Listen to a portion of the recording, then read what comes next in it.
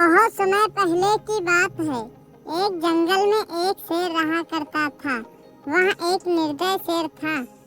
वह अपने आप को जंगल का राजा समझता था, जिसका नाम जयंत था, क्योंकि उसने जंगल के राजा को मार दिया था।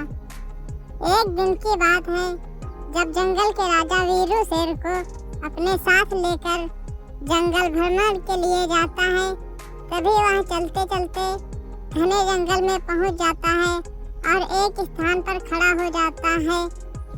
कभी वीरू शेर से कहता है, अगर तुम्हारी कोई आखिरी इच्छा हो तो बताओ, मैं उसे पूरी करने की कोशिश करूंगा, क्योंकि अब मैं तुम्हें मारने वाला हूँ। तुम्हारी आखिरी सांसें गिन लो।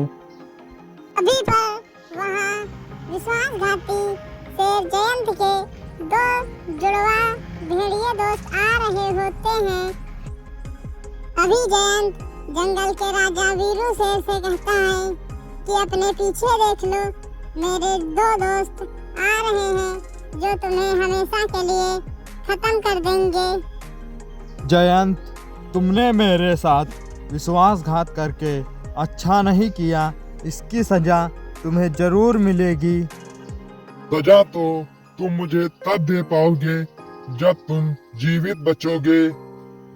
चलो मित्र, क्यों ना इस जंगल के राजा वीरू शेर को मार दें और अपनी इच्छा से जंगल में राज करेंगे और हम पर कोई कानून नहीं लागू होगा। अपनी इच्छा से जब चाहेंगे जहाँ चाहेंगे आ जा सकेंगे।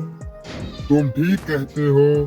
चलो इस जंगल के राजा वीरू शेर को मार देते हैं और हम इधर उधर अपनी इच्छा से आया जाया करेंगे। तैयार हो जाओ। आखिरकार तुम लोगों को मुझे मारकर क्या मिलेगा? परंतु वे राजा की एक बात भी नहीं सुनते और राजा को मार देते हैं। तो जंगल में जाकर अफवाह फैला देता है कि राजा अपने दोस्त के जंगल में घूमने के लिए चले गए हैं, कुछ दिन में आ जाएंगे। परंतु एक दिन जब हाथी जंगल में चुपचाप खड़ा होता है, तो शेर हाथी पर हमला करने के लिए चल देता है।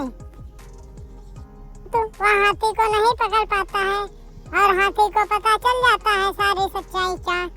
फिर हाथी जंगल के सबसे बड़े डायनासोर के पास जाता है और उनसे प्रार्थना करता है। हे महानुभाव, मैं आपके पास प्रार्थना करने के लिए आया हूँ कि आप मेरे जंगल को बचा लीजिए, क्योंकि जयंत ने जंगल के राजा शेर को मार दिया है।